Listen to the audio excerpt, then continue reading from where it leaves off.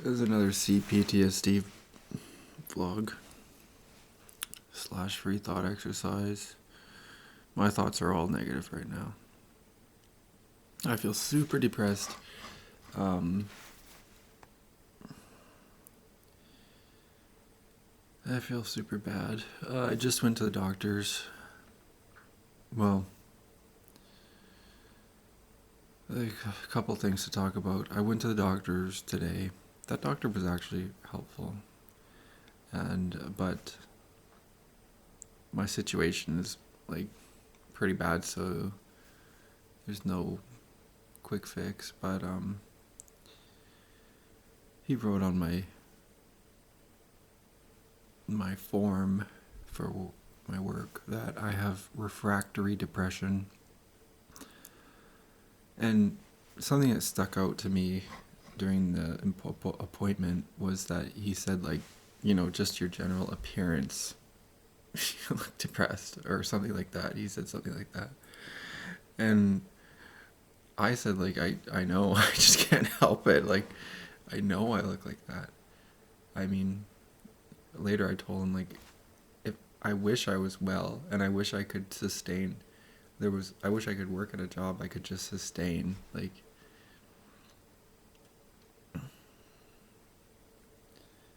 I don't know. I always feel like I'm talking from, whenever I say anything, I feel like I'm talking from a very dark tunnel. It's like I'm in like a hole in the ground and people are hearing me from like a very dark tunnel or a deep hole in the ground. Like, that's how it is that's how it feels like people hear me. Because people always want to argue with what I say. Like, only like very good doctors or very good people in general are kind of like hearing what I'm saying. And I'm not trying to be mean to a lot of people, but I mean, earlier today I sent this video link to this Discord that I'm in, the High Thumos Brotherhood. It's like a paid Discord for guys, and it's basically just like a bro space, but I would describe it as like a semi-toxic server for men, because it kind of attracts sort of the red pill type dudes or whatever. So it attracts like really like guys that are super into business and making money, and social dominance orientation is what it was called in psychology. Which I'm not making a huge judgment either way about people who are like that. But I posted this link of the keto diet, like where this doctor went over some studies showing that the keto diet was able to put some, I think it was one of the studies where they showed people went into remission for their mental illnesses, and basically the title said something like, is keto the answer to mental illness? And the guys in there are just like, they were just such haters about it. They've responded just like, laughing emojis and like no, and like gifs of like mocking stuff, basically. So I don't know. Do these guys know how to read science? Like, do they know what a scientific study is, and like kind of like how that fits into decision making? Like, I just feel like you have to. I just can't do it. Like, I have so much trouble talking to people because I just have like so much exhaustion or irritation at describing things. And I always want to get like right to the point. Like I really, that's how I think, is like right to the point, but it doesn't come out in a very story like way, and it doesn't bring you along for a ride, and it's not like gentle or whatever. Like, I don't know, I can hardly help it. Like, I don't know what to say about it. And I realize I keep saying I don't know, that's just a habit. But anyways, the other thing that happened today that was kind of a bummer, but it's okay, and I'll explain. Was I told this girl that I like her. This girl from my church. I told her that I like her. I have a crush on her, and I just wanted to say it because I had been thinking about saying it, and that was giving me anxiety. And she basically said no, like said something about she's not thinking about a relationship right now or whatever. And I mean, yeah. Getting rejected kind of sucks. I think a lot of people know that and have a fear of rejection, or don't do things because they fear being rejected, whether they're explicit about it or not. But I think that speaking your mind to someone, when it's something important, like if you have feelings for them, is an important thing to do, because at least now I know where she's at and I can move on, I can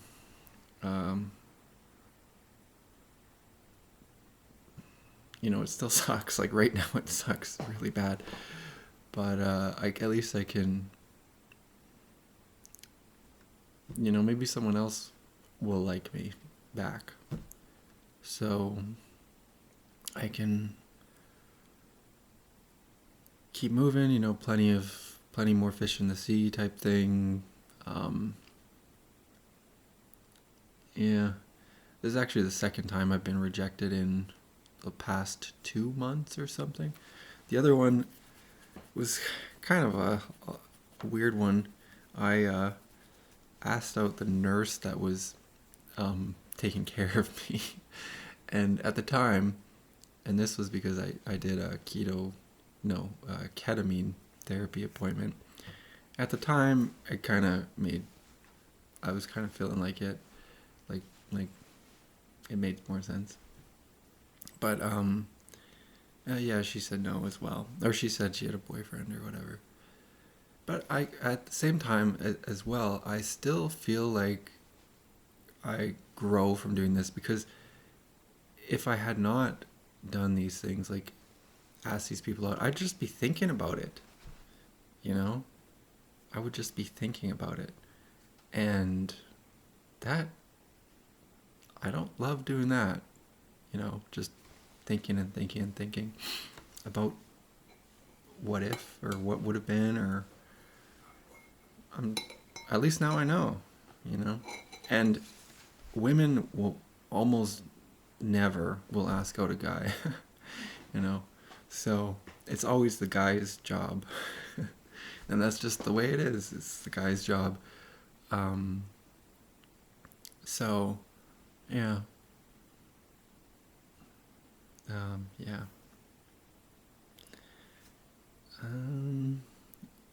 Of course, you could say, but I said almost never. There's probably cases where women ask out the man, but I saw this video about, this woman on YouTube was making so much sense. She was Anya Shack or something, was making so much sense about masculine and feminine energy, and she said that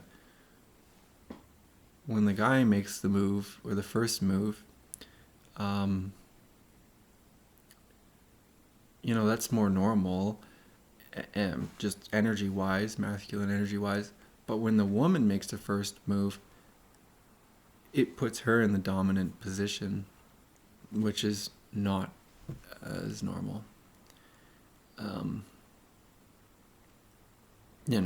So I used to be way too into watching these dating advice videos and all this different stuff, and still I will watch sometimes these pick up videos where guys go pick up girls or ask for girls' numbers. That was epic, or different YouTube channels, and I mean it's something that people just like. It draws attention. Relationships, you know. And for those of us who struggle with relationships like me, we think about it a lot. We think about relationships a lot because it's just a focal point. It's like a hole that we've got. It's I don't know if hole is the right word.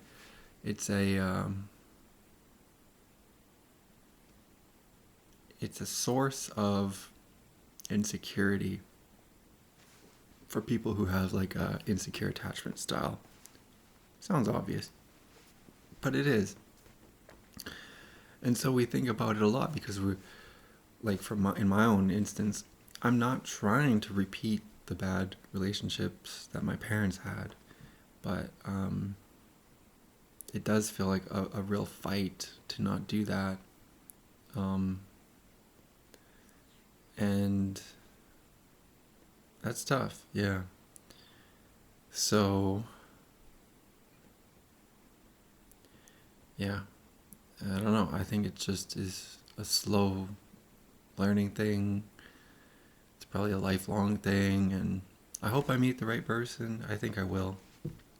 You know, but at least now I know what's going on with this one girl in particular. That guy from church did say he found a girl for me, which I thought was really funny. I actually thought it was such a nice gesture because he said, like, I think of everyone at church as my family. So I thought of it like, this makes sense. Like, this feels like something that a good brother would do, you know? Although there's a huge cultural thing, because this guy's from India, so he found a girl from India for me. And, I mean, I don't know. I'm not super attracted to people from India, but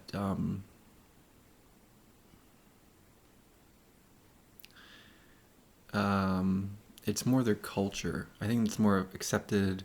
It's more of a culturally acceptable thing to do for someone in a family to like arrange a marriage, you know, between the younger people. And I'm not saying it's a bad thing. I'm not mocking it. I actually think like that's what's wrong with that. Like, we're so hyper individualistic in the West, but I don't know if it's necessarily a good thing. So yeah, but we'll just see. We'll just see what happens. But I don't know what else to say now.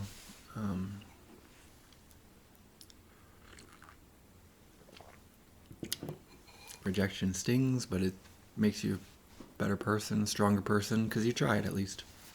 At least I tried. And I'm hoping this keto diet will work out for me. I got a nice comment from somebody. I don't remember what they said that actually helped them, but they said that they had Cptsd for a long time and they did something and then now they're Cptsd free. I really draw a lot of inspiration from these comments and stories of people who are in situations like me and they improve. I find that to be really hopeful. And I think it is that way for a lot of people where we want something we can identify with and we want something that meets a need that we have. So we see ourselves in something, or someone says, hey, I share this experience, or, you know, so we identify say, hey, like that's like me. And it's nice when we see that something gets better, like it meets some kind of need. And for me, that need is just feeling better, feeling better. And so, anyways, I've seen a bunch of stuff on this keto diet, and I started it, and so basically it's like 1 day of keto so far, and I don't know if I'll be able to maintain it because I'm going to an event coming up soon on Saturday. Today is Thursday, and that event is an indigenous thing, native Indian, American Indian thing. Some type of celebration. I'm a little bit apprehensive just because I hope I can get through it. But it should be fine, probably.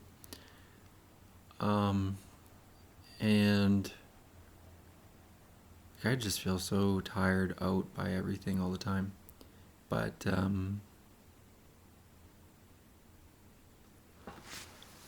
oh, why is life so tough, eh?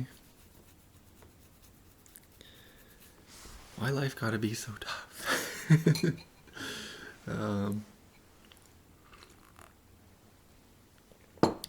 For me, like, the best parts of life that I've experienced was always with people.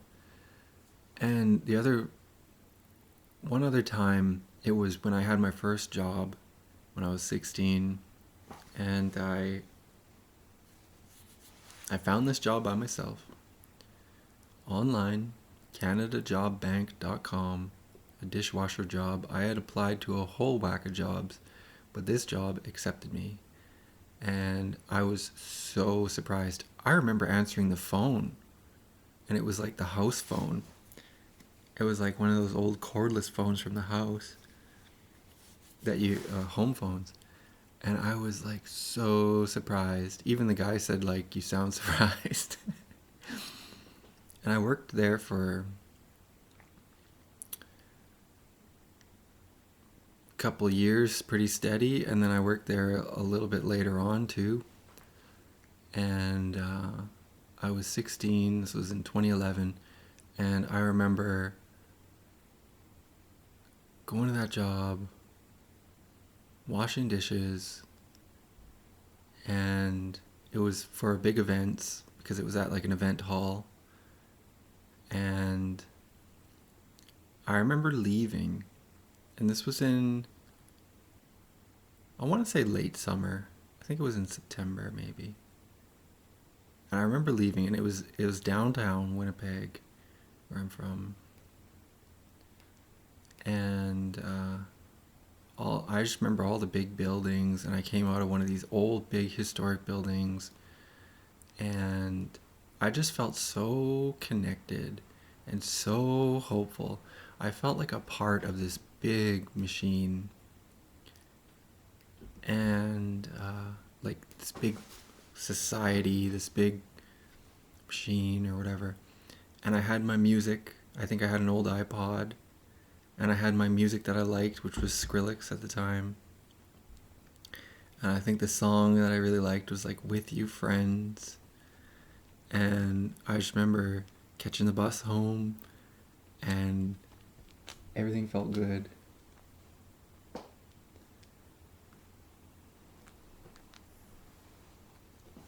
Everything felt good.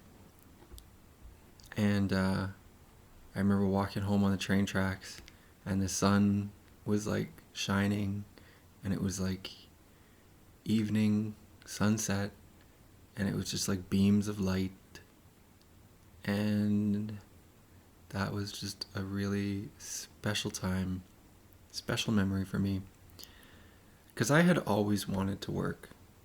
I remember searching up when I was 11 years old, jobs for 11-year-olds, how to get a job as an 11-year-old.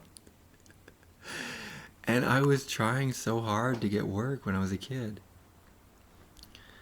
And no one gave a crap. No one helped me out. I know I grew up so poor, and like, this is partly why I wanted to work. And no one was supportive. No one cares. No one cared. And I ended up not getting a job till I was 16.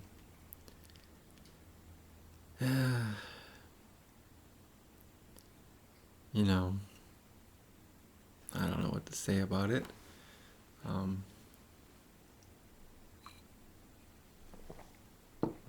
But I had a very unhealthy, unfulfilled, childhood. Was basically raised by TV, raised by the computer. We used to just eat our dinner. I now realize, like, my mom was in like survival mode / fight or flight mode constantly. That's why she would flip out all the time. But we would just like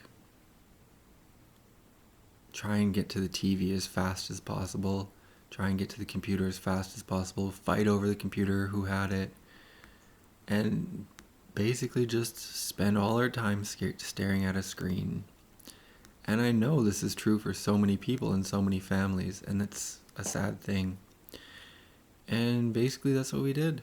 And it was just like survival mode and escapism and numbing, and we would all eat our dinner and eat our dinner in front of the TV or in front of the computer. And that was kind of it. I would play video games. I was super into video games. My brother, he was super isolating and into video games and overweight and apparently had super anxiety and didn't even go to school. And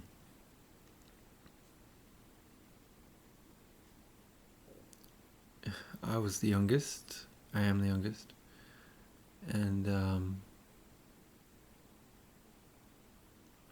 I don't know. It's just kind of sad, really. Thinking back on it, it's just kind of sad that we lived like that. Like, is that what a family is supposed to be? I don't think so. A family is not supposed to be like that, but ours was. And it was just, everything was inconsistent. Everything was, like, even whether we had food or not was inconsistent. And the food, there was like no nutrition.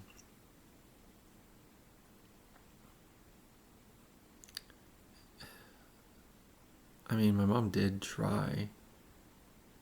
At least she did try, but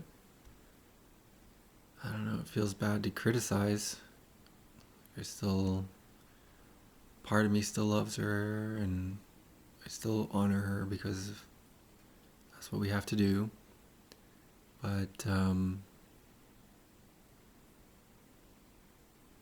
yeah, it was pretty much chaos. It was pretty much just neglect, abuse, mainly through neglect. It wasn't like most, my mom did hit me once that I can clearly remember, but yeah, it was basically just abuse through neglect and her own issues, which she never dealt with, which she just passed on to us. And then there's genetic stuff, so just really difficult. And this is part of why I get worried about relationships. Because, we heard so many horror stories. It was just negativity constantly. And it was even bonding through negativity. Like, it was just gossip. It was just, this won't work out because of that. It was just like, that won't work out because of this. Anytime good things happen too. And it was just shame before I even knew what shame was. And so much fighting too. Bullying. I got bullied by my sister. Abuse physically, and she would like spit at me. She would, when no one was home, she would trap me in the corner and spit at me. She would pinch me, she would hit me.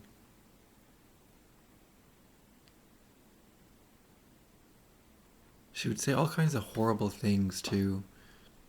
A lot of people in my family would just say horrible things, but it was because they were catastrophizing. And they'd say things like how you'll be alone.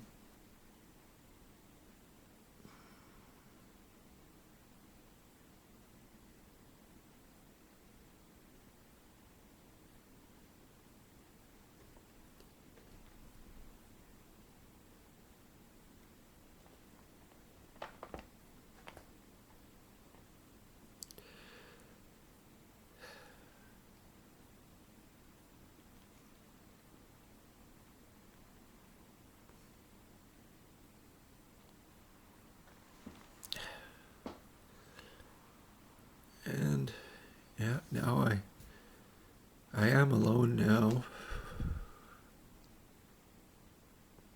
Although I do have some people,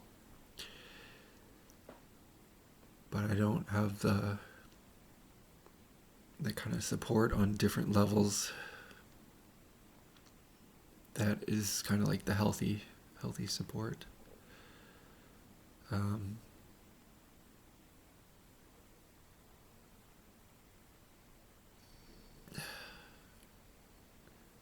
My sister was so mean, like so super mean. And I think like she took out a lot of her meanness or her anger or frustration or whatever on me because I was just younger than her. I was weaker, and eventually I did fight back when I started to get old enough that I was no longer smaller than her. And so she just switched and attacked me socially. She went to school after we had a fight and told everyone that I beat her up, and then would tell me that I told everyone that you beat me up, and like basically just tried to bully me at school and ruin my reputation at school, and I had already been bullied just constantly.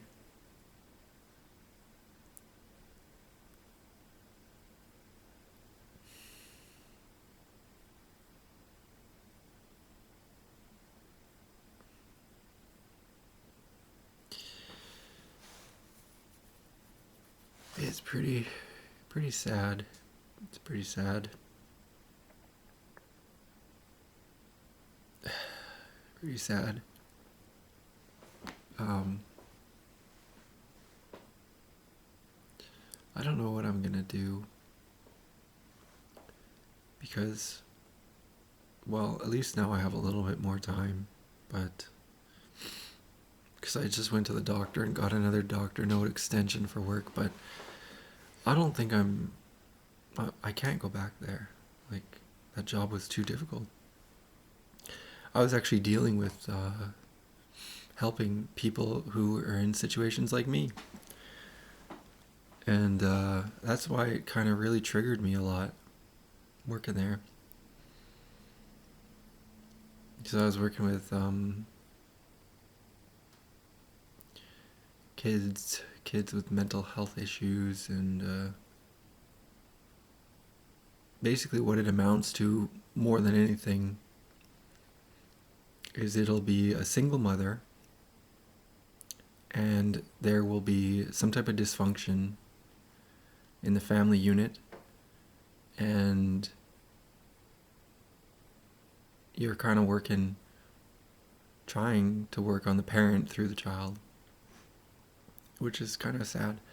I mean, some of the kids do have genetic conditions like autism or Um, I don't know if ADHD is a genetic condition. I'd have to do more research, but it probably does have a genetic component. But I know that ADHD a lot of the time is actually trauma. That's kind of what Gabor Mate is saying.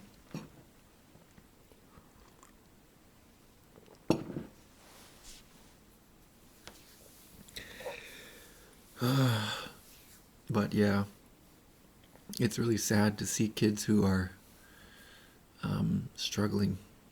I mean, you want to do your best, basically. Like, I wanted to do my best because obviously it's like, these are kids. I wouldn't say that I have like a huge passion for working with kids, though. I have a passion for psychology and for the truth and for helping people. But I find it so difficult to help people. Like, I don't know why. Like, I mean, I, I would spend so much time trying to help my mom,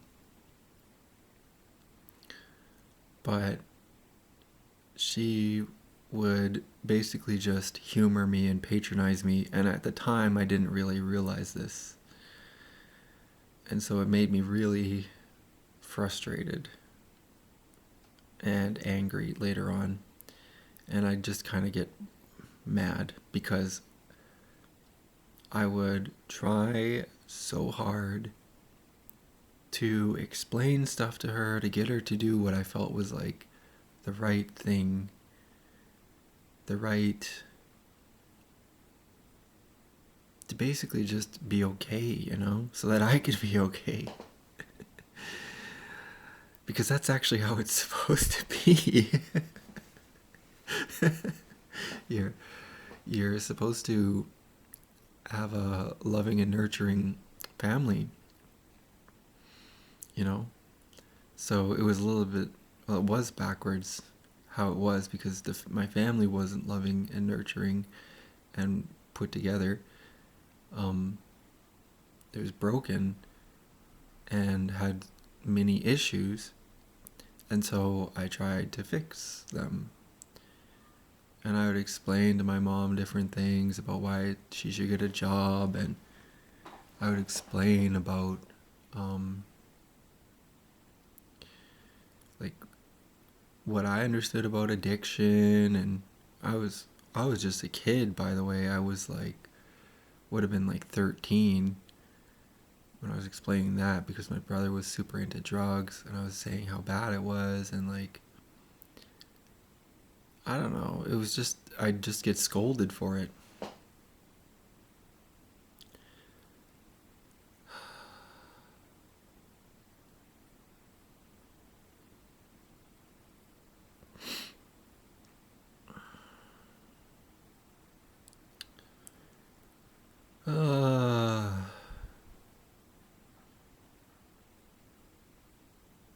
I feel tired, but there's always part of me that's like awake and won't relax and won't rest. It's really kind of awful.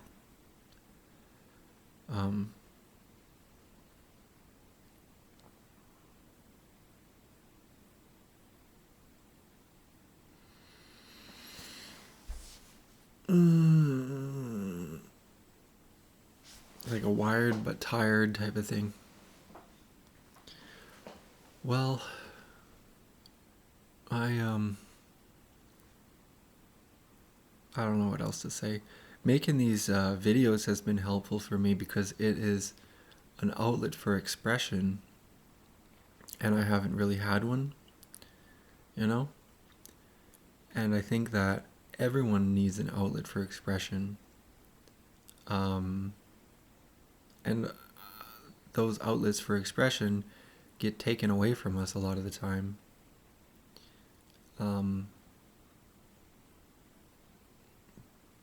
I'm talking over thousands of years, because, and more specifically recently, because, I don't know. I just think things used to be different. Now it's all like cell phones and like you can Google anything and everything, and everyone seems to be so smart and have everything figured out. And I just know that's not good. Like, I know that's not good. What's good is being with people and feeling loved and accepted. And yeah. Anyway, that's all the time I have for now.